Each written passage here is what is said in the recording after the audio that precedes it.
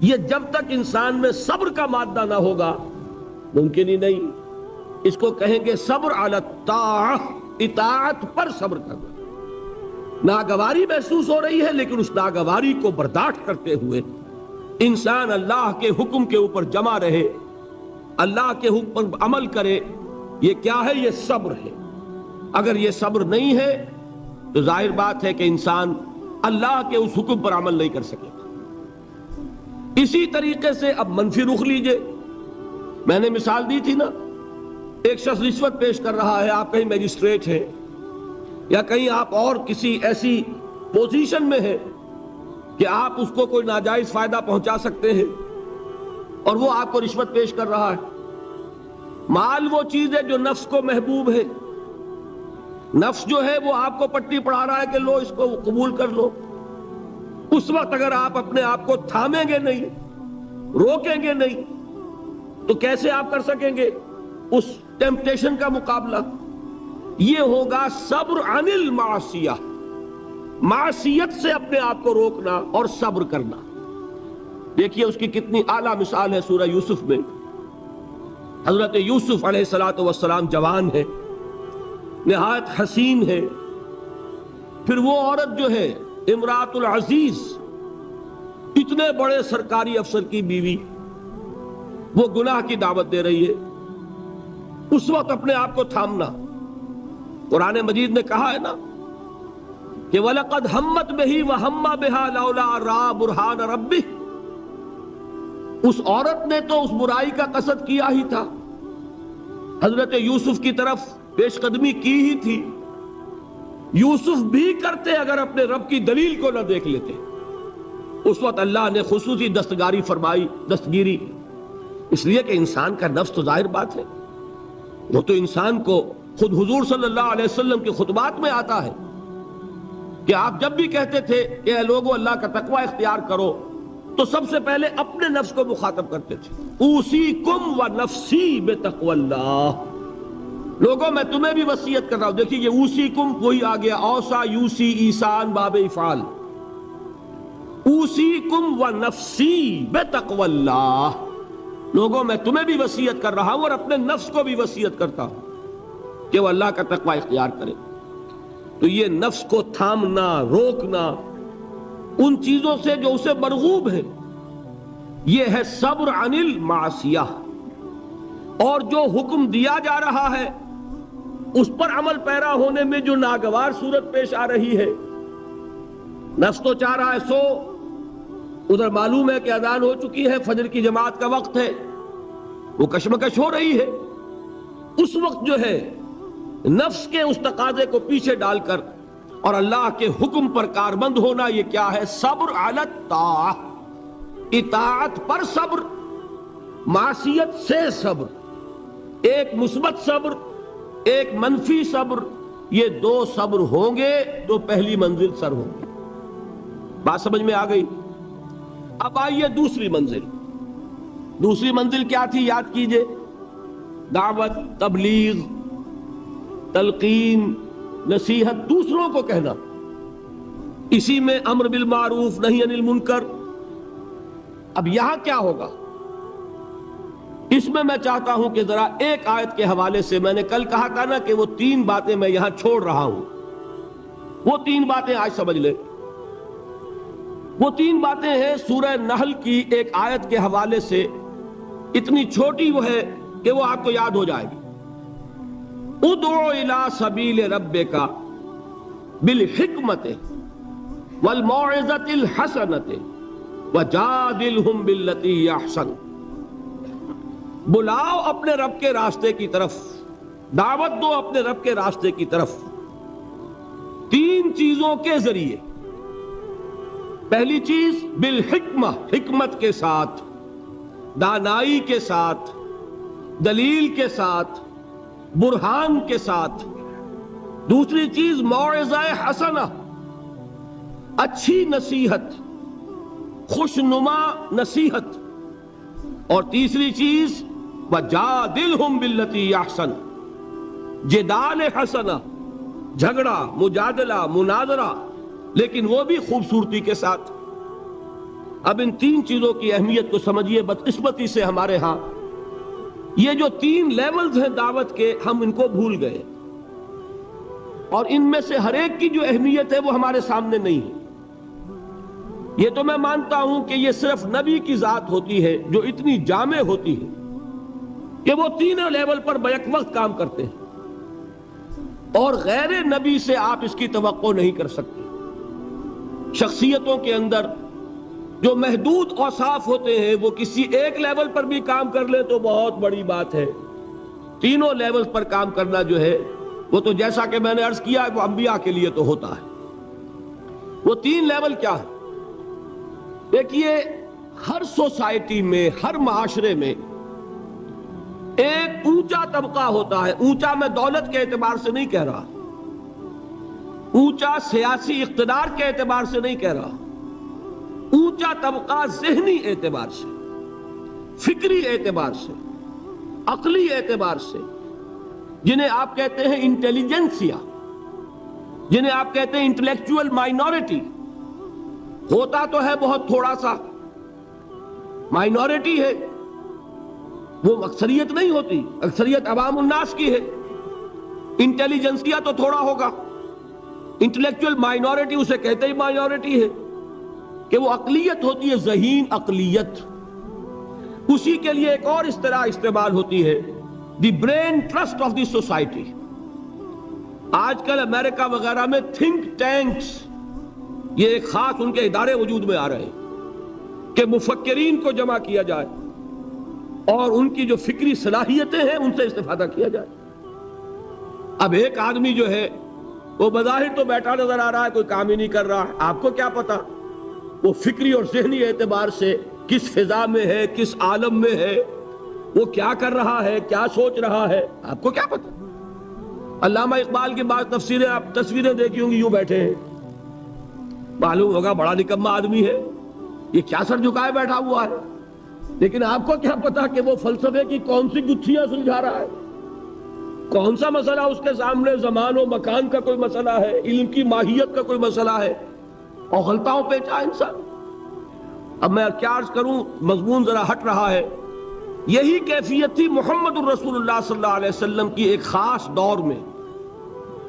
وحی کے آغاز سے متصلاً قبل اور وحی کے آغاز کے کچھ دیر بعد تک یہی تفکر، غور و فکر میں ڈوبے ہونے کی کیفیت تھی، جس میں کہ خطاب ہوا ہے کمبل میں لپٹ کر لیٹنے والے اب کھڑے ہو جاؤ، اے لحاف میں لپٹ کر لیٹنے والے اب کھڑے ہو جاؤ. یہ مزمل اور مدثر کیوں کہا؟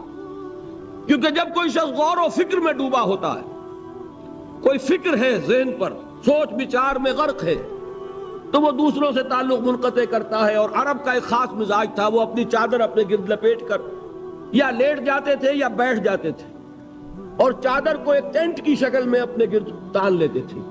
اب بھی ہمارے ہاں خود پاکستان میں پٹھانوں میں اس کا رواج موجود ہے. چادر کا جو وہ استعمال کرتے ہیں، اس کے بہت سے استعمالات ہوتے ہیں. جو کندھے پر چادر پڑی ہوتی ان میں سے ایک یہ بھی ہے. اس کو اپنے گرد لپیٹا اور دنیا سے منقطع کر لیا. یہ کیفیت حضور کی رہی ہے.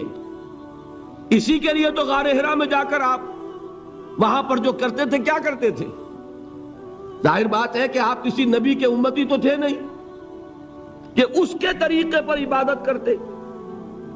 اگر آپ نصارہ میں پیدا ہوتے تو حضرت مسیح کے بتائے ہوئے طریقے پر عبادت کرتے. اگر آپ یہود میں پیدا ہوئے ہوتے تو ان کی شریعت کے مطابق عبادت کرتے. آپ کو تو ابھی کوئی عبادت سکھائی نہیں گئی، تو کیا کرتے تھے غار حرا میں؟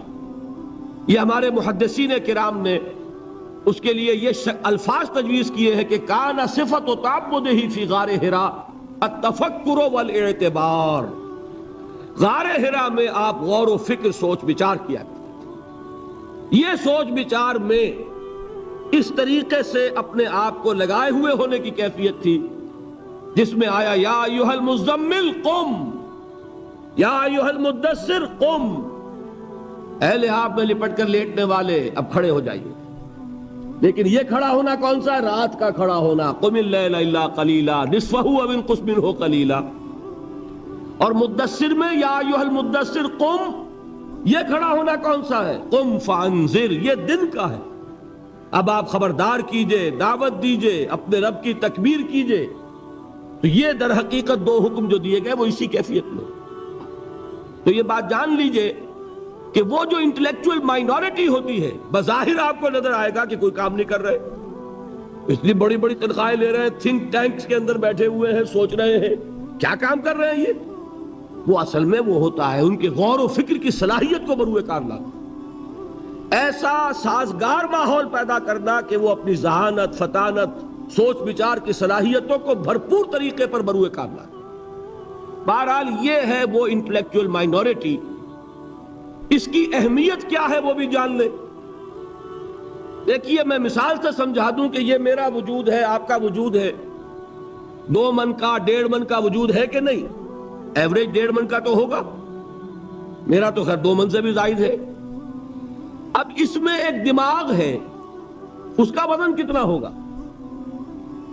وہ پاؤ بھر کا، 1.5 پاؤ کا، آج سیر کا اتنا ہی ہوگا، لیکن سارے وجود کو کنٹرول کرتا ہے کہ نہیں؟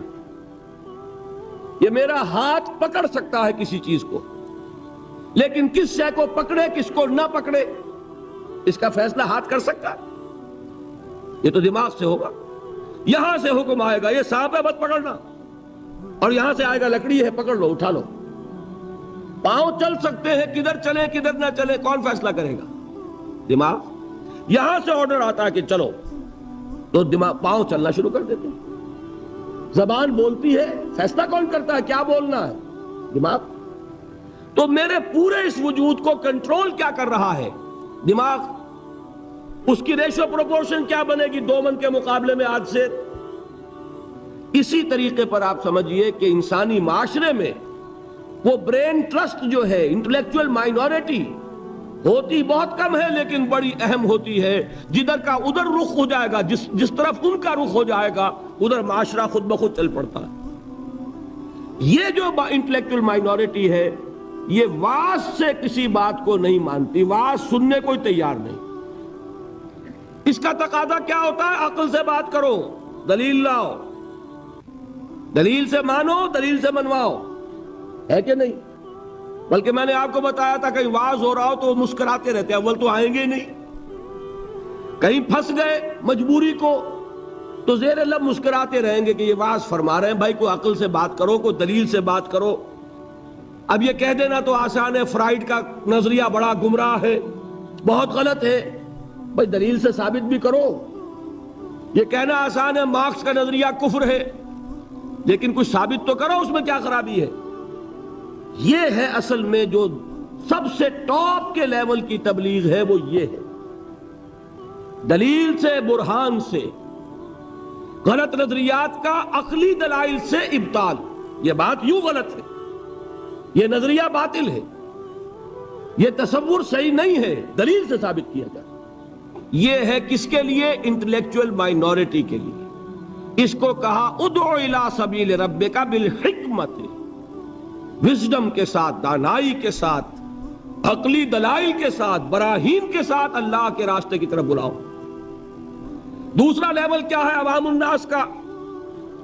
وہ لیول ہے عام لوگ، ان کے ذہنوں میں کوئی خناس نہیں، کوئی غلط نظریہ نہیں، انہوں نے تو جیسے آپ کہتے ہیں کلین سلیٹس ہیں، اس کے اوپر آپ جو چاہیں لکھ دیں، اور اگر کسی سلیٹ پر پہلے سے لکھا ہوا ہے تو پہلے اسے صاف کرنا پڑتا ہے تب لکھیں گے۔ تو وہ جو ہوتے ہیں ذہین اقلیت، ان کے تو ذہنوں کی پہلے صفائی کرنی پڑتی ہے۔ اگر ڈارون کا نظریہ بیٹھا ہوا ہے تو وہ نکالیں گے تو قرآن مجید میں جو آیا ہے قصہ آدم و ابلیس 7 مرتبہ، وہ ڈارون کا نظریہ نکلے گا تو بیٹھے گا نا۔ وہ ڈارون کا نظریہ وہاں ہے، وہ حجاب بنا ہوا ہے، وہ قصہ آدم و ابلیس کو پڑھتا ہوا مسکراتا ہوا گزر جاتا ہے۔ کیا بچگانہ باتیں ہو رہی، معاذ اللہ ثم معاذ اللہ ثم معاذ اللہ، اس کے ذہن میں بیٹھا ہوا ہے ڈارون کا فلسفہ۔ اب پہلے وہ ڈارون کا فلسفہ، اسی کو کہا ہے نا کسی نے کہ گلا تو گھونٹ دیا اہل مدرسہ نے تیرا، کہاں سے آئے صدا لا الہ الا اللہ۔ ذہن بدلا گیا، فکر بدلی گئی، سوچ بدلی گئی، کہیں ڈارون ہے، کہیں فرائیڈ ہے، کہیں مارکس ہے، کہیں ایڈلر ہے، کہیں برٹرینڈ رسل ہے، کہیں سارترے ہے، یہ ذہنوں کے اندر تو یہ بیٹھے ہوئے ہیں۔ تو اب کہاں سے بات آئے؟ اسی کو کہا تھا اکبر الہ آبادی نے کہ غزالی اور رومی کی بھلا کون سنے گا، محفل میں چھڑا نغمہ اسپینسر و مل ہے۔ جان سٹورٹ مل، اس کا فلسفہ یہ ہے، اس نے یہ فرمایا ہے۔ جس کے دماغ میں یہ بیٹھا ہوا ہے وہ غزالی کی بات کہاں سنے گا، رومی کی بات اس کے پلے کہاں پڑے گی؟ تو اس کے لیے تو ہے وہ بڑا کٹھن کام، اور کٹھن کام ہونے ہی کی وجہ سے ہم کرتے نہیں۔ عوام الناس میں واعظ سے نصیحت کرنا، تبلیغ کرنا یہ آسان ہے، لہذا ہمارے ہاں اس وقت جو کام ہوتا ہے وہ اسی بنیاد پر ہوتا ہے، اسی لیول پر ہوتا ہے۔ واعظ ہے، نصیحت ہے، میں اس کی نفی نہیں کر رہا، عوام کے لیے وہی مفید ہے۔ عوام کو آپ خام خواہ فلسفے پہ پڑھانے بیٹھ جائیں تو یہ بھی در حقیقت ان کے ساتھ ظلم ہوگا۔ کلم الناس علی قدر عقولہم، وہ کیا ہے؟ واعظ۔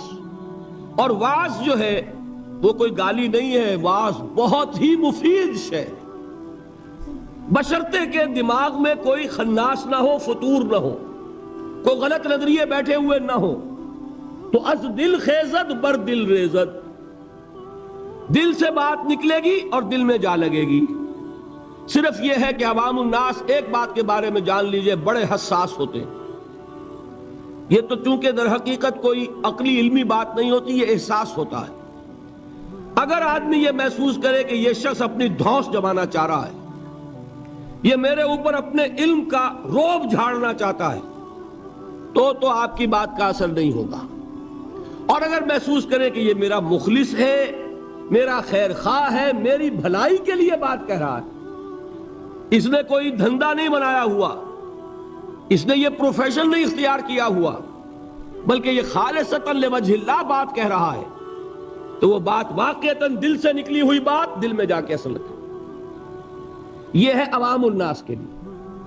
اب تیسرا لیول ہے وہ جو آپ کا معاشرہ ہے، قادیانی مبلغین بھی موجود ہے کہ نہیں، عیسائی بھی موجود ہے کہ نہیں۔ پاکستان میں تبلیغ ہو رہی ہے عیسائیت کی، اور ان کے اعداد و شمار پڑھیے، کتنے لوگ ہیں کہ جو عیسائی ہو گئے ہیں پاکستان بننے کے بعد۔ پاکستان میں کتنے نئے چرچ ہیں کہ جو تعمیر ہوئے پاکستان میں پاکستان بننے کے بعد۔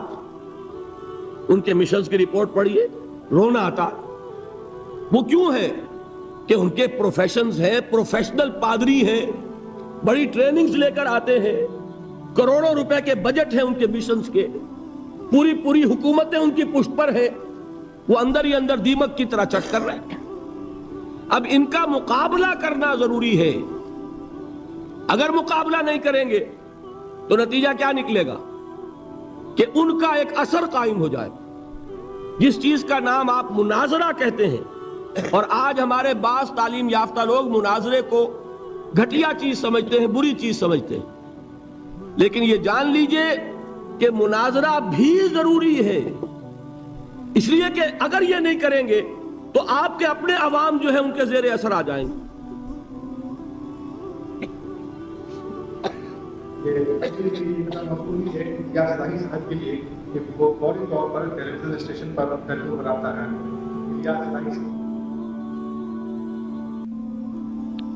مجھے یہ یاد نہیں ہے کہ میں نے یہاں ذکر کیا یا نہیں کیا، بہرحال اگر کیا ہے تو دوبارہ کر رہا ہوں۔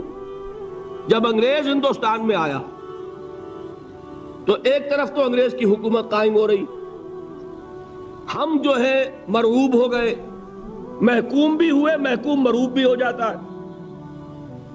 دوسری طرف ان کے پادریوں کی فوج آ گئی عیسائیت کی تبلیغ کے لیے، اور یہ لوگ بڑے ٹرینڈ تھے، عربی پڑھ کر آتے تھے، فارسی سیکھ کر آتے تھے، قرآن پڑھ کر آتے تھے، تاکہ وہ ٹاک ٹاک کر حملے کر سکیں اسلام پر۔ اب ہمارے علماء کی اس اعتبار سے ٹریننگ نہیں تھی، وہ تو ہر کام کے لیے ایک ٹریننگ ہوتی ہے نا۔ اب انہیں تو چونکہ مسلمان ملک تھا، فتویٰ دینا ان کا کام تھا، کیا چیز ضروری ہے، کیا حرام ہے، کیا جائز ہے، کیا ناجائز ہے۔ کبھی کسی عیسائی سے مناظرے کا موقع ہی پیش نہیں آیا تھا۔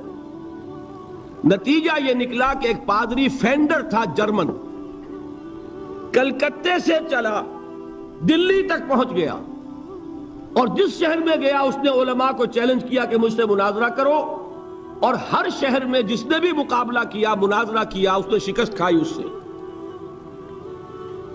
پھر وہ جامع مسجد دہلی کی سیڑھیوں پر کھڑے ہو کر اعلان کرتا ہے کہ میں کلکتے سے چل کر یہاں تک آ گیا ہوں اور کوئی مسلمان عالم میرا مقابلہ نہیں کر سکا.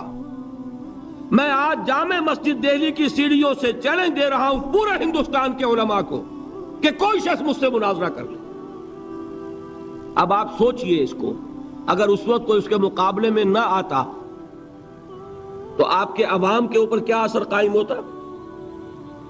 ایک طرف انگریز حاکم ہے، ہم محکوم ہیں، اس کی تہذیب سے ویسے ہی مرعوب ہو گئے، دوسری طرف یہ کہ ہمارے علماء بھی مار کھا گئے، تو عوام میں جس پر جنگل کی آگ کی طرح عیسائیت پھیلتی اس کا آپ تصور نہیں کر سکتے. اس وقت اللہ کا ایک بندہ، یہ اللہ کی سنت ہے. اقبال کا بڑا پیارا شعر ہے، خون اسرائیل آ جاتا ہے آخر جوش میں، توڑ دیتا ہے کوئی موسیٰ طلسم سامری. اللہ تعالیٰ نے بر وقت اٹھا دیا. وہ اقبال نے یہ مصرع استعمال کیا ہے حضرت مجدد الفسانی رحمت اللہ علیہ کے لیے کہ اللہ نے بر وقت کیا جس کو خبردار، وہ ہند میں سرمایہ ملت کا نگہباں، اللہ نے بر وقت کیا جس کو خبردار.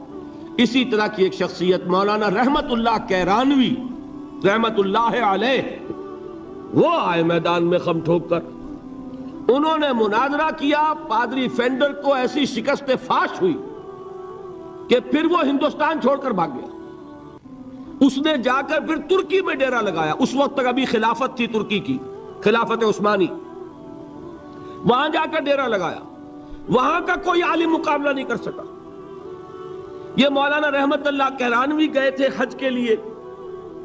جب دارالخلافہ میں خبر پہنچی کہ یہ ہے وہ شخص جس نے شکست دی تھی فینڈر کو، تو وہاں سے ایک ریکویسٹ آئی کہ حضرت یہاں تشریف لائیے، اس پادری نے ہمارا ناطقہ بند کیا ہوا ہے. تو وہ وہاں سے دعوت پر اب جا رہے ہیں ترکی.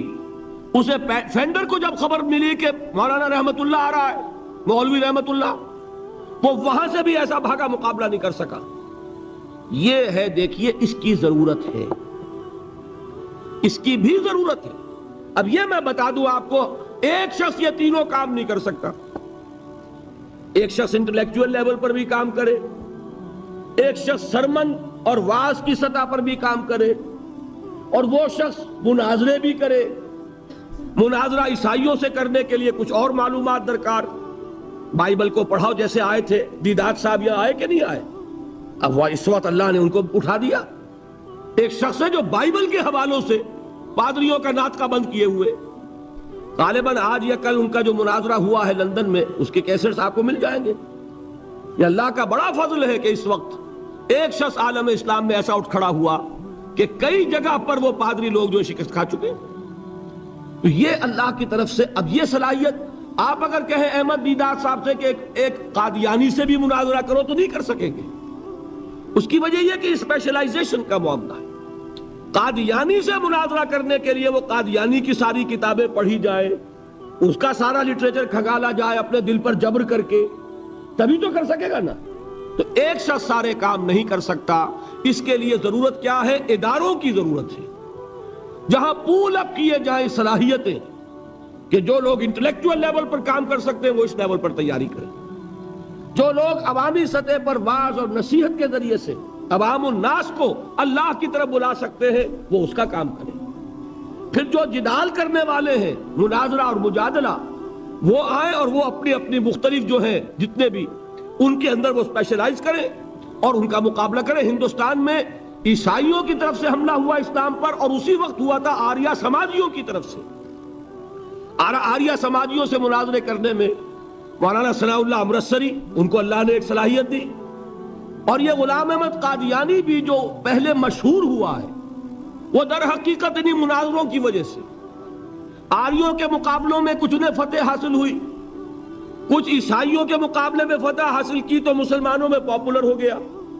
اور اب جو دماغ میں خناس پیدا ہوا، ظرف کم ہو تو زیادہ پڑ جائے تو چھلک جاتا ہے. لہذا میں یہ ہوں اور میں وہ ہوں اور میں نبی ہوں اور میں فلاں ہوں. پھر یہ دعوے اس نے کیے، فضل و اضل، گمراہ ہوا اور نہ معلوم کتنوں کو گمراہ کر گیا. لیکن اپنی جگہ یہ بات سمجھ لیجئے کہ دعوت کے یہ تینوں لیول ضروری ہیں. ادعو الی سبیل ربک بالحکمت والموعظۃ الحسنۃ وجادلھم باللتی احسن. یہ تین چیزیں نوٹ کر لیجئے. جیسے پہلی سطح پر تین جہاد تھے، نفس سے جہاد، شیطان سے مقابلہ اور بگڑے ہوئے معاشرے کے غلط دباؤ کا مقابلہ. وہاں صبر کیا تھا؟ صبر عن المعصیہ، صبر علی الطاعہ. اب یہاں کون سا صبر درکار ہے؟ جو شخص یہ کام کرے گا اسے اپنے کیریئرز کا صبر کرنا پڑے گا.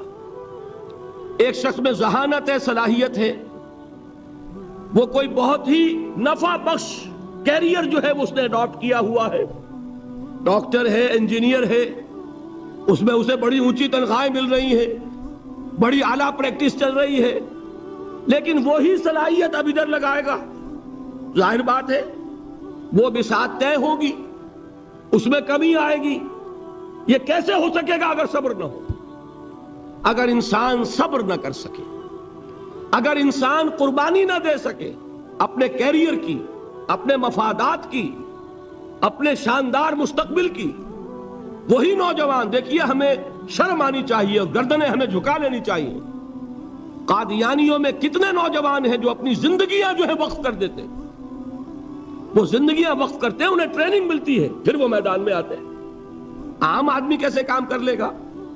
آپ سوچئے کہ آپ اپنے بچوں کو اس کام کے لیے وقف کرنے کے لیے تیار ہوں گے؟ ہم ذرا بھی کوئی کھاتا پیتا انسان ہو، ذرا سی بھی اس کی کوئی حیثیت ہو، وہ کبھی سوچنے کو بھی تیار نہیں ہوگا. بھائی چندہ لے لو، اللہ اللہ خیر صلی اللہ، جان چھوڑو. ہم اپنی اولاد کو اس کام کے لیے نہیں دے سکتے. یہ ہے ہمارا حال، اور یہی وجہ ہے کہ وہ دین حق جو ہے پامال ہے. آج ہی کوئی صاحب کہہ رہے تھے قادیانیت افریقہ میں بہت پھیل رہی ہے. کیوں پھیل رہی ہے؟ باطل جو ہے، عیسائیت پاکستان میں پھیل رہی ہے. کیوں پھیل رہی ہے؟ آخر حکومتیں ہیں، پیسے خرچ کرتی ہیں، ان کے پادری سر ترین ممالک کے رہنے والے لوگ گرم ترین ممالک میں آ کے زندگیاں گزارتے کہ نہیں گزارتے؟ آج تو پھر بھی ایئر کنڈیشنز ہیں ان کے لیے، لیکن ایک زمانہ وہ بھی تو تھا جبکہ وہ جیکب آباد میں اور کہاں پنجاب کے تھل کے صحراؤں میں وہ لوگ گئے ہیں، اس وقت ایئر کنڈیشنر بھی نہیں تھے. انہوں نے وہاں جا کر کام کیے ہیں، ان گرمیوں کو جھیلا ہے. تو کام تو کرنے سے ہوتا ہے، صبر کا مادہ نہیں ہوگا تو آپ کام نہیں کر سکیں گے. اور اسی کا ایک دوسرا رخ ہے، جب آپ دعوت حق کے لیے کھڑے ہوں گے، پہلا قدم کیا آتا ہے؟ استہزاء، تمسخر، مذاق اڑانا، جس کی میں مثال اب دینا چاہتا ہوں محمد الرسول اللہ صلی اللہ علیہ وسلم کی شخصیت سے. دیکھیے ہم کیا اور ہماری بساط کیا، ہم کیا مبلغ ہوں گے، کیا داعی ہوں گے، ہمارے اپنے دامن پر داغ ہوتے ہیں، لیکن یہ کہ محمد الرسول اللہ کے دامن پر کوئی داغ تھا؟ ان کو تو سارے مکے والے الصادق الامین کہتے تھے، نہایت محبوب شخصیت تھے. ان کے لیے تو جا صادق، جا الامین، یہ الفاظ سننے میں آتے تھے، آنکھوں کا تارا. لیکن جب آپ نے دعوت اب شروع کی، اب قرآن مجید میں دیکھیے، کسی نے کہا مجنون ہو گئے، دماغ خراب ہو گیا، پاگل ہو گئے، اجی شاعر ہیں، کچھ شعر جوڑ لیتے ہیں، ہم پر دھوس جماتے ہیں. کسی نے کہا ساحر ہیں، کچھ جادو سیکھ لیا ہے. یہاں تک کہ ایسے بدبخت بھی پیدا ہوئے، قرآن میں ہے ساحر کذاب، سحر کرنے والا جادوگر نہایت جھوٹا. یہ الفاظ کہے جا رہے ہیں کس کی شان میں؟ محمد الرسول اللہ صلی اللہ علیہ وسلم. قرآن میں نقل کیا گیا، یا ایھا الذی نزل علیہ الذکر انک لمجنون. کبھی آپ نے اس کا ترجمہ سوچا؟ اے وہ شخص، دیکھیے تصور کیجئے، حضور جا رہے ہیں، تشریف لے جا رہے ہیں، کسی دعوت میں ہے، تبلیغ میں، یا ویسے ہی تشریف لے جا رہے ہیں، اور کوئی ایک جمگھٹا ہے لوگوں کا، ادھر سے فقرہ آتا ہے، تیر کی طرح لگتا ہے دل میں جا کر محمد کے صلی اللہ علیہ وسلم. اے وہ شخص جس کا یہ خیال ہے کہ اس پر کوئی ذکر نازل ہو رہا ہے، ہمارے خیال میں تو تمہارا دماغ خراب ہو گیا. یا ایھا الذی نزل علیہ الذکر انک لمجنون، کہا کہ نہیں کہا؟ اور یہ نہ سمجھیے کہ حضور صلی اللہ علیہ وسلم کے قلب مبارک کو تکلیف نہیں ہوتی تھی. میں قرآن سے ثابت کروں گا، میں کہیں کوئی کہانیاں بیان نہیں کرنا چاہتا. قرآن نے کہا ہے وَلَقَدْ نَعْلَمُ أَنَّكَ يَضِيقُ صَدْرُكَ بِمَا يَقُولُونَ. اے نبی ہمیں خوب معلوم ہے صلی اللہ علیہ وسلم کہ جو کچھ یہ لوگ کہہ رہے ہیں اس سے آپ کا سینہ بھجتا ہے. یہ جو گھٹن ہوتی ہے، صدمہ ہوتا ہے. انَّكَ يَضِيقُ صَدْرُكَ بِمَا يَقُولُونَ. ہمیں خوب معلوم ہے کہ جو کچھ یہ باتیں آپ کو سننی پڑ رہی ہیں، یہ کڑوی کسیلی باتیں، یہ جو فقرے چست ہو رہے ہیں، استہزاء ہو رہا ہے، تمسخر ہو رہا ہے. سورہ حجر میں ہے، ایک جگہ کھڑے ہوئے لوگ قرآن کا مذاق اڑا رہے ہیں. بھائی فلاں آیت تم لے جانا، فلاں آیت میری ہوگی. اس کے ٹکڑے کر رہے ہیں، اس کے ٹکڑے حصے بکھرے کر کے قیمہ بنا کر ان آیات کا تمسخر اڑا رہے ہیں. ایک جگہ قرآن مجیدی میں مذکور ہے کہ فرشتوں کا مذاق اڑ رہا ہے. بھائی یہ دیکھو محمد نے کہا ہے صلی اللہ علیہ وسلم کہ جہنم پر تو کل 19 فرشتے ہیں، علیہا 19 قرآن میں آیت نازل ہوئی. ایک پہلوان کہتا بھائی 10 کو تو میں سنبھال لوں گا، باقی 9 کا تم انتظار کر لو. یہ باتیں آ رہی ہیں حضور کے کانوں میں. کلام الہی کے ساتھ کیا سلوک ہو رہا ہے، مجھ پر کیا فقرے چست کیے جا رہے ہیں، مجھ پر جس طریقے سے استہزاء اور تمسخر کا رویہ اختیار کیا گیا ہے. دل بھج رہا ہے، دل میں صدمہ ہے. دیکھیے سورہ نون ہے، اور میرے نزدیک یہ دوسری وحی ہے جو حضور پر نازل ہوئی ہے. اس کی ابتدائی آیات نون والقلم وما یسطرون ما انت بنعمت ربک بمجنون وان لک لاجرا غیر ممنون وانک لعلی خلق عظیم فستبصر ویبصرون بأیکم المفتون ان ربک هو یعلم بمن ضل عن سبیلہ وهو اعلم بالمہتدین. نون قسم ہے قلم کی اور جو کچھ یہ لکھتے ہیں. اے نبی آپ اپنے رب کی نعمت سے مجنون نہیں ہیں. یہ کیوں کہا جا رہا ہے؟ حضور کو جو صدمہ پہنچا ہے وہی نازل ہوئی ہے دل جوئی کے لیے، تسلی کے لیے. آپ کیوں برا منا رہے ہیں؟ اے نبی آپ کیوں صدمہ اور رنج اور اندوہ محسوس کر رہے ہیں؟ ان بدبختوں کے کہنے سے کوئی آپ مجنون ہو جائیں گے؟ مانتا بے نعمت رب کا بھی مجنون وَإِنَّ لَكَ لَأَجْرًا غَيْرَ مَمْنُونَ. آپ کو جو یہ صبر کرنا پڑ رہا ہے، آپ کو جو یہ جھیلنا پڑ رہا ہے، اس کی وجہ سے آپ کو وہ اجر ملے گا جس کا سلسلہ کبھی منقطع نہیں ہوگا. وَإِنَّكَ لَعَلَىٰ خُلُقٍ عَظِيمٍ. اور اے نبی آپ تو خلق عظیم کے حامل ہیں. آپ کا اخلاق، آپ کا کردار، آپ کی سیرت، آپ کی شخصیت میں طہارت، نفاست، پاکیزگی، آج تک دنیا نے کوئی پاگل، کوئی مجنون ایسا بھی دیکھا؟ یہ ساری باتیں اللہ تعالیٰ حضور کی دلجوئی کے لیے فرما رہے ہیں. اس سے آپ اندازہ کیجئے کہ کتنا صدمہ ہوتا ہوگا. یہی ہے، اس ساری چیز کو جمع کیجئے تو یہ چیز کیا ہے؟ وَاصْبِرْ عَلَىٰ مَا يَقُولُونَ وَاهْجُرْهُمْ هَجْرًا جَمِيلًا. صبر کرو اے نبی، صبر کرو اے محمد صلی اللہ علیہ وسلم، جھیلو اور برداشت کرو اس پر جو یہ کہہ رہے ہیں. اچھی طرح نوٹ کیجئے یہ بات، ذرا سیرت ہی کا سمجھ لیجئے، آج ایک بیان ہو جائے گا. یوں سمجھیے جب حضور نے یہ کہا کہ مجھ پر وحی نازل ہوئی، فرشتے سے ملاقات ہوئی، تو اب وہ چہمے گوئیاں شروع ہو گئی. معلوم ہوتا دماغ خراب ہو گیا. دیکھیے ہم نہیں کہتے تھے یہ جا کے غار حرا میں بیٹھتے ہیں، کئی کے دن رہتے ہیں، بھوکے رہتے ہیں، وہ خشکی چڑھ گئی نا. آخر یہ جس طرح کی باتیں دنیا میں آج ہوتی ہیں اسی طریقہ کی باتیں ہوتی تھیں.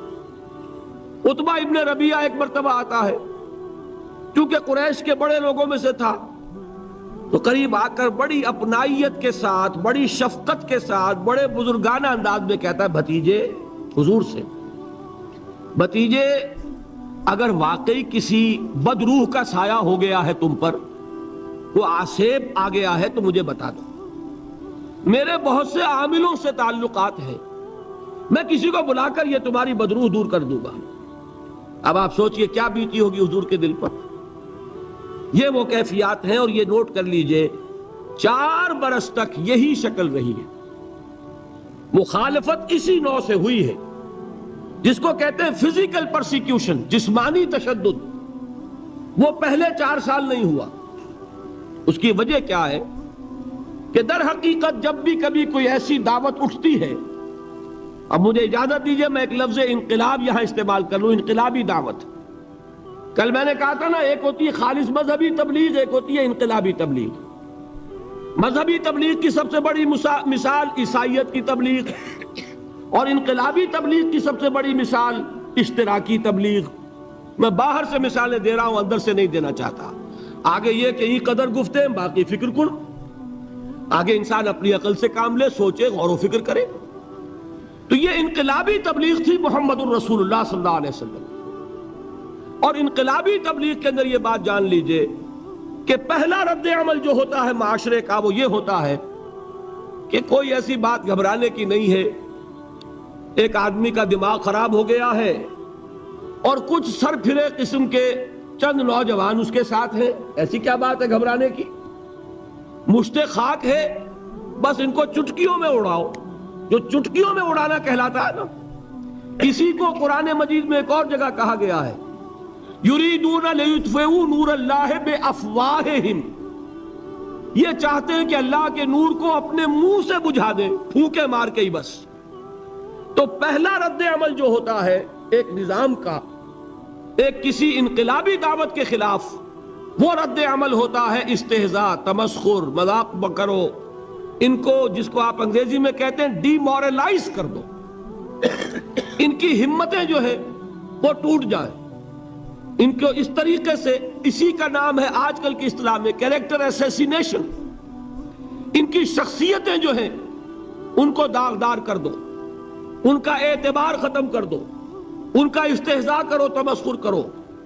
اور یہ میں آپ سے عرض کر رہا ہوں اس وقت ایک گونا فخر کے ساتھ اور اللہ تعالیٰ کا شکر ادا کرتے ہوئے کہ میں نے جو کام بھی کیا ہے اس وقت پاکستان میں، آپ نے اخبارات میں دیکھا ہوگا، بڑا دقیانوسی مولوی ہے، بیگمات کا رد عمل جو ہوا وہ آپ کے علم میں ہوگا، بڑے جو یہ جدید ہمارے روشن خیال قسم کے جو صحافی ہیں، اگر کہیں آپ نے پڑھا ہو جس طرح استہزاء ہوا ہے، جس طرح مذاق اڑایا گیا ہے، جو الفاظ استعمال کیے گئے ہیں، وہ میرے نزدیک بہت بڑی سند ہے جو اللہ کے ہاں جا کر پیش کروں گا کہ اللہ تیرے دین کے لیے، میں نے اپنے گھر سے کوئی بات نہیں کہی، میں نے جو بات کہی وہ جو شریعت محمدی کی بات ہے وہ کہی، اگر اپنی طرف سے کہی ہو، کوئی اضافہ کیا ہو تو اللہ تعالیٰ کی پھٹکار ہو مجھ پر اور لعنت ہو مجھ پر۔ لیکن اگر میں نے وہی کچھ کہا جو شریعت محمدی کا تقاضا ہے اور قرآن اور سنت کی بات ہے، تو پھر اگر مجھے کسی نے پاگل کہا اور کسی نے دقیانوسی کہا اور کسی نے اور فقرہ چست کیا، تو میں اس کے لیے، میں تو سمجھتا ہوں میرے لیے وہ سند ہے جو اللہ تعالیٰ کے ہاں میں جا کر پیش کروں۔ اور یہ جان لیجئے کہ وہی بات ہوتی ہے ہمیشہ، ہسٹری ریپیٹس اٹسیلف، وہ بات کریں گے جو حضور نے کی تھی، وہی رد عمل سامنے آئے گا جو اس وقت آیا تھا۔ اس لیے کہ یہ تو جو انسانی مزاج ہے وہ نہیں بدلا، معاشرے کا انداز نہیں بدلا، وہ جو کام ہوگا اس کا رد عمل ابتدائی وہی ہوگا۔ اور اس میں در حقیقت امتحان ہوتا ہے صبر کا۔ کیا دل شکستہ ہو کر بیٹھ رہے گا انسان؟ ہمت جواب دے جائے گی، کمر ٹوٹ جائے گی، قوت ارادی اور عزیمت جو ہے مزمحل ہو جائے گی، پھونکوں سے چراغ بجھ جائے گا۔ یہ جو میں نے آیت آپ کو سنائی تھی اس کا بڑی خوبصورت کے ساتھ ترجمہ کیا ہے مولانا ظفر علی خان نے کہ نور خدا ہے کفر کی حرکت پہ خندہ زن، پھونکوں سے یہ چراغ بجھایا نہ جائے گا۔ یریدون لیطفئوا نور اللہ بافواہہم واللہ متم نورہ ولو کرہ الکافرون، یہ چاہتے ہیں کہ اپنے منہ کی پھونکوں سے اللہ کے نور کو بجھا دیں، حالانکہ اللہ تعالیٰ تو اپنے نور کا اتمام فرما کر رہے گا، خواہ ان کافروں کو کتنا ہی ناگوار ہو۔ اس کی ترجمانی ہے نور خدا ہے کفر کی حرکت پہ خندہ زن، پھونکوں سے یہ چراغ بجھایا نہ جائے گا۔ بہرحال اس مرحلے پر میں نے آپ کو 2 صبر بتائے۔ صبر کس چیز سے؟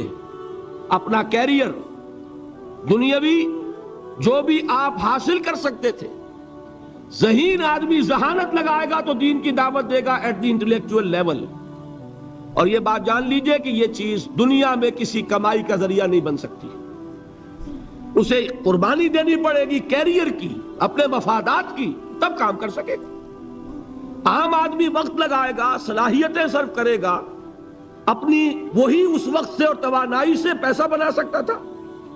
آج کل تو آپ کو معلوم ہے کہ بڑی سادی ہو گئی ہے یہ حساب کتاب کی بات، بہت سادہ۔ ایک انسکلڈ لیبرر کا 1 گھنٹہ برابر ہے اتنے روپے کے، ایک سکلڈ لیبرر کا 1 گھنٹہ برابر ہے اتنے روپے کے۔ آپ تو ہر چیز کاؤنٹ کر سکتے ہیں، میئر کر سکتے ہیں۔ جو شخص 1 گھنٹہ لگا رہا ہے اس نے کوئی پیسہ خرچ کیا ہے نا، اسی وقت کو لگا کر وہ پیسہ بناتا، اسی ذہانت اور صلاحیت سے وہ کوئی کمائی کرتا۔ ادھر لگایا تو وہ جو کمی ہو رہی ہے اس کو برداشت کرنا، اس کو جھیلنا اور خوش دلی سے برداشت کرنا، یہ سمجھنا کہ در حقیقت یہ سب کچھ کیا ہے کہ اللہ تعالیٰ کے ہاں اس کا اجر و ثواب ملے گا۔ یہ صبر کا ایک رخ، اور استہزاء ہو، تمسخر ہو، مذاق اڑے، فقرے چست ہو، دقیانوسی کہا جائے، ریئیکشنری کہا جائے، یہ بڑے ریئیکشنری ہے، یہ بڑے پچھلے زمانے کے لوگ ہیں، اگلے وقتوں کے ہیں یہ لوگ، انہیں کچھ نہ کہو۔ جو کہا جائے سنو، وَاصْبِرْ عَلَى مَا يَقُولُونَ وَاهْجُرْهُمْ هَجْرًا جَمِيلًا، اور صبر کیجئے محمد صلی اللہ علیہ وسلم۔ دیکھیے کوئی پہلو ایسا نہیں ہے جس میں ہمیں ہدایت قرآن مجید سے اور سیرت محمد صلی اللہ علیہ وسلم سے مل نہ جائے۔ اگر اللہ تعالیٰ مقام دعوت پر فائز ہونے کی توفیق عطا فرما دے تو جو مرحلے پیش آئیں گے وہ آپ کو نظر آ جائیں گے سیرت محمدی میں صلی اللہ علیہ وسلم، اور اس وقت حضور سے جو کہا گیا اس سے آپ کے دل پر بھی، اس کے زخمی جو آپ کا دل ہے، آپ کے احساسات ہیں، اس پر مرہم رکھا جائے گا۔ وَلَقَدْ نَعْلَمُ أَنَّكَ يَضِيقُ صَدْرُكَ بِمَا يَقُولُونَ، ہمیں خوب معلوم ہے کہ جو کچھ آج تمہیں سننا پڑ رہا ہے اس سے تمہارا سینہ بھجتا ہے، تمہیں رنج اور صدمہ ہوتا ہے، لیکن وَاصْبِرْ عَلَى مَا يَقُولُونَ، جو کچھ یہ کہہ رہے ہیں اس پر صبر کیجئے، اس کو جھیلیے اور برداشت کیجئے۔ اچھا، اس مرحلے پر صبر کی ایک تیسری شکل ہے، اس کو بھی سمجھ لیجئے۔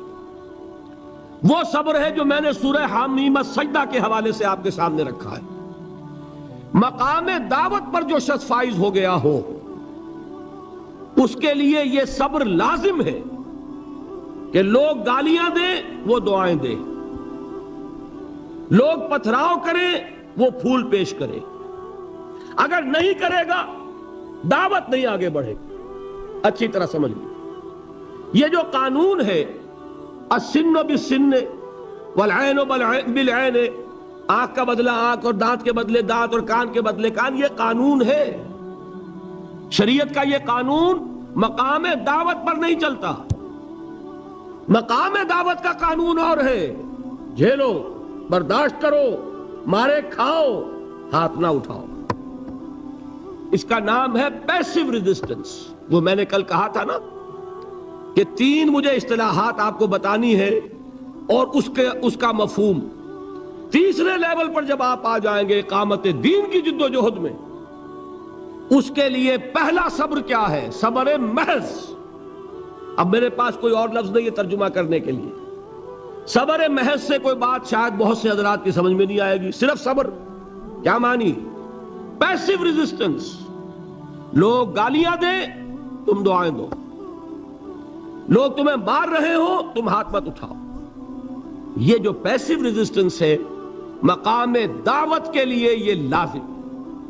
اصل میں حضرت مسیح علیہ السلام کے جو جملے عام طور پر ہمارے ہاں مشہور ہیں، بائبل میں ہیں، ان پر ہمارے کچھ علماء فطرے چست کر دیتے ہیں کہ یہ بڑی غیر فطری تعلیم ہے، یعنی حضرت مسیح کے یہ جملے نہیں ہو سکتے، اس لیے کہ شریعت کا قانون تو یہ ہے کہ تمہارے کوئی تھپڑ مارے تو تم تھپڑ مارو۔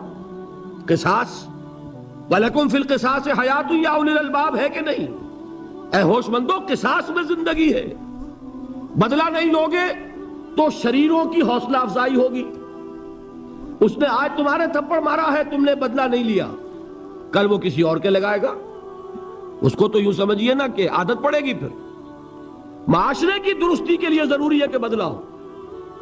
ایک تھپڑ اس نے لگایا ہے تو تھپڑ اس کے لگے تو اس کے بھی 14 طبق روشن ہو، تاکہ کسی اور کو تھپڑ مارنے کی ضرورت اس میں نہ ہو۔ یہ صحیح ہے کہ معاشرے کی درستی اسی میں، لیکن جو دعوت کا معاملہ ہے بالکل جدا ہے، اس کے قانون اور ہیں۔ حضرت مسیح کے الفاظ کیا تھے یا نہیں، بہرحال انجیل میں یہ ہے، اور میں جو بات عرض کر رہا ہوں وہ یہ ہے کہ وہ بالکل صحیح ہے۔ مقام دعوت کے دوران یہی طرز عمل صحیح ہے، اور یہی طرز عمل محمد رسول اللہ نے صلی اللہ علیہ وسلم اپنے ساتھیوں کو تلقین فرمایا۔ وہ کیا ہے؟ وہ الفاظ جو ہے انجیل کے وہ یہ ہیں کہ اگر کوئی تمہارے داہنے گال پر تھپڑ مارے بایاں بھی پیش کر دو، اگر کوئی تمہارا چغا لینا چاہے نالش کر کے تو تم اس کو کرتا بھی اتار کے دے دو، اگر کوئی تمہیں بیگار میں 1 کوس لے کے جانا چاہے تم 2 کوس اس کے ساتھ جاؤ۔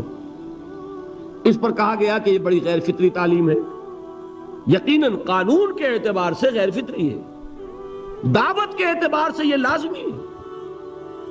یہی دعوت کا یہی قانون ہے جو 12 برس تک مکے میں محمد الرسول اللہ نے نافذ کیا۔ صحابہ کو کیا حکم تھا؟ تمہیں کتنا ہی مارا جائے تم جواب میں کوئی کارروائی نہیں کر سکتے۔ نو ریزسٹنس، نو ریٹیلیشن۔ ریزسٹنس تو ہے، پیسو ریزسٹنس۔ ریزسٹنس کیا ہے؟ کہ پیچھے مت ہٹنا۔ وہ سارا دباؤ کیوں دے رہے تھے؟ کہ تم اپنا تعلق منقطع کرو محمد سے صلی اللہ علیہ وسلم، تم توحید کو چھوڑو، اپنے آبائی دین میں آؤ۔ اسی کے لیے پریشرائز کر رہے تھے نا۔ حضرت بلال کو مار رہا ہے امیہ ابن خلف، حضرت خباب بن الارت رضی اللہ تعالیٰ عنہ کو دہکتے ہوئے انگارے زمین میں بچھا کر اور اس کے اوپر ننگی پیٹھ لٹا دیا گیا۔ آپ ذرا تصور کیجئے، ایک شخص دیکھ رہا ہے کہ دہکتے ہوئے انگارے بچھائے جا رہے ہیں، یہ میرے لیے تیار کیے جا رہے ہیں، اور پھر حکم دیا جاتا ہے کرتا اتار دو، کرتا اتار دیتا ہے، لیٹ جاؤ، لیٹ جاتا ہے۔ کیوں؟ بڑی غیر فطری بات ہے یہ تو۔ اسے ہاتھ پاؤں مارنے چاہیے۔ ایک آدمی ڈیسپریٹ ہو جائے تو آپ کو معلوم ہے اس کے اندر طاقت بہت آ جاتی ہے۔ اسے نظر آ رہا ہو کہ مجھے تو بھون دیں گے، کباب بنا دیں گے، تو اگر اسے اجازت ہو 2-4 کو مار کر مرے گا۔ اجازت نہیں۔ محمد نے ہاتھ باندھ دیے صلی اللہ علیہ وسلم، تمہیں اجازت نہیں ہاتھ اٹھانے کی۔ یہ بعد میں سورہ نساء میں یہ الفاظ نازل ہوئے کہ اے مسلمانوں، ایک زمانہ یہ تھا کہ تمہیں حکم تھا کفو ایدیکم، اپنے ہاتھ بندھے رکھو، you are not allowed to retaliate. ڈٹے رہو، جمے رہو، کھڑے رہو، صبر کرو، جھیلو، برداشت کرو، پیچھے نہ ہٹنا، نہ محمد کے دامن کو چھوڑنا صلی اللہ علیہ وسلم، نہ توحید کا دامن چھوڑنا، لیکن ہاتھ اٹھانے کی اجازت نہیں۔ بتائیے کہاں گیا قانون؟ قانون تو یہ ہے کہ بدلا لو، لیکن وہ قانون تو اس وقت نافذ ہوگا جب انقلاب آ جائے گا، اسلامی حکومت قائم ہو جائے گی، تب آئے گا نا قانون۔ ابھی مرحلہ ہے انقلابی عمل کا، ابھی تو انقلاب لانا ہے، اسلامی حکومت قائم کرنی ہے۔ اس پروسیس کے تقاضے کچھ اور ہیں۔ اس میں جو پہلا مرحلہ ہے وہ پیسو ریزسٹنس کا ہے، صبر کا۔ یہی وجہ ہے، دیکھیے مکی صورتوں میں خود نبی اکرم صلی اللہ علیہ وسلم کو اتنے مختلف پیرایوں میں صبر کا حکم دیا گیا۔ کچھ مثالیں میں دے چکا ہوں، وَلِرَبِّكَ فَاصْبِرْ، اسی طریقے سے وَاصْبِرْ كَمَا صَبَرَ أُولُو الْعَزْمِ مِنَ الرُّسُلِ، اے نبی صبر کیجئے جیسے کہ صبر کیا ہمارے اولو العزم رسولوں نے۔ وَاصْبِرْ وَمَا صَبْرُكَ إِلَّا بِاللَّهِ، اے نبی صبر کیجئے، اور آپ کا صبر تو اللہ ہی کے سہارے ہے۔ وَاصْبِرْ لِحُکْمِ رَبِّكَ، یہ سورہ نون جس کی ابتدائی آیات میں نے آپ کو سنائی، نون والقلم وما یسطرون ما انت بنعمت ربک بمجنون، اس کا اختتام کیا ہوتا ہے؟ وَاصْبِرْ لِحُکْمِ رَبِّكَ وَلَا تَكُنْ كَصَاحِبِ الْحُوتِ إِذْ نَادَى وَهُوَ مَكْظُومٌ، اے نبی صبر کیجئے اپنے رب کے فیصلے کا، انتظار کیجئے، اور اس مچھلی والے کے مانند نہ ہو جائیے۔ مچھلی والا کون؟ حضرت یونس علیہ السلام۔ مچھلی والے نے اپنے دینی حمیت اور غیرت جو تھی اس کی وجہ سے اللہ کے حکم کا انتظار نہیں کیا، اپنی قوم کو چھوڑ کر چل دی۔ نبی کا رسول کا یہ معاملہ ہوتا ہے، جیسے کہ آپ کو معلوم ہے کوئی افسر ہے کسی حکومت کا، وہ اپنی پلیس آف ڈیوٹی کو نہیں چھوڑ سکتا. He must stick to his place of duty. بڑے افسرز کے لیے تو یہ بہت بہت اہم بات ہے. تو اے رسول، جہاں آپ کو ہم نے تعینات کیا ہے آپ وہاں سے ہل نہیں سکتے کہ ذرا مخالفت ہوئی، لوگوں نے فقرے چست کیے اور آپ کہیں اور چل دیے، دفع ہوئیے، یہ بات نہیں سننا چاہتے میں کسی اور کو سناؤں گا. ہو سکتا ہے نا؟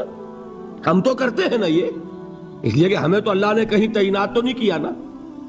اگر ایک جگہ کے لوگ بات نہیں سنتے، چلو بھائی ہم کہیں اور جائیں گے، وہاں بات سنائیں گے. لیکن رسول کا معاملہ ہوتا ہے جو اس کی پلیس آف اپوائنٹمنٹ ہے، he cannot leave his place without the express permission of Allah سبحانہ و تعالی. آپ نے یہ سنا ہوگا، سیرت کی تقاریر میں پڑھا ہوگا کہ مدینے کی طرف ہجرت کی اجازت حضور نے تمام صحابہ کو دے دی، خود منتظر رہے جب تک کہ اللہ کی طرف سے اجازت نہیں آ گئی. حضرت ابوبکر پوچھتے رہتے تھے حضور اجازت آ گئی کہ نہیں؟ نہیں ابھی نہیں آئی. حضور اذن آ گیا؟ نہیں آیا. ابھی نہیں آیا. حبشہ کی طرف سب کو بھیج دیا، اجازت دے دی جو جانا چاہے چلا جائے. حضور کی صاحبزادی جو حضرت عثمان کے نکاح میں تھی وہ بھی ہجرت کر رہی، لیکن حضور تو نہیں گئے. رسول نہیں چھوڑ سکتا اپنی جگہ کو. یہاں تک کہ تمام تقریباً صحابہ چلے گئے، حضور رہ گئے، حضرت ابوبکر رہ گئے، حضرت علی رہ گئے. اور حضرت ابوبکر پوچھ رہے ہیں بار بار اجازت آئی یا نہیں؟ نہیں ابھی نہیں آئی. حضرت عائشہ نے واقعہ بیان کیا کہ ایک روز اچانک دوپہر کے وقت ہم نے دیکھا کہ حضور نے اپنے پورے جسم کو ڈھانپا ہوا ہے، چہرے کو بھی کپڑے میں ڈھانکا ہوا ہے اور تشریف لا رہے ہیں. یہ اس میں تعجب کی بات یہ کہ عرب میں آج بھی آپ کو معلوم ہے کہ یہ چیز جو ہے ان کی روایات کے خلاف ہے کہ دوپہر کے وقت کوئی کسی سے ملنے جائے. یہ وقت جو ہے قیلولے کا ہے، آرام کا ہے. آج کل وہ عصر اور ظہر کے مابین کا وقفہ. تو این ٹھیک دوپہر کے وقت تشریف لائے حضور.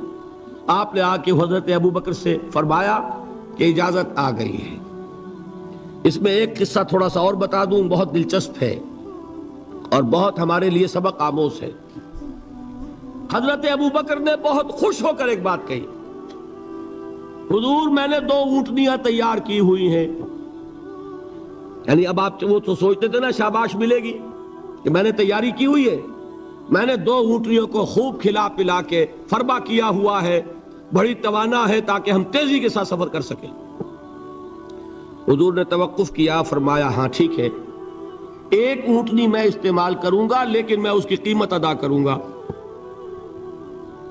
حضرت ابوبکر کی آنکھوں میں آنسو آ گئے. روتے ہوئے کہا حضور مجھ سے یہ مغایرت، کیا یہ جان اور مال کسی اور کے لیے ہے؟ آپ مجھ سے بھی کہہ رہے ہیں میری اونٹنی جو ہے وہ بھی بلا معاوضہ آپ قبول نہیں فرما رہے. یہ ہے محمد الرسول اللہ کی غیرت اور حمیت کا معاملہ.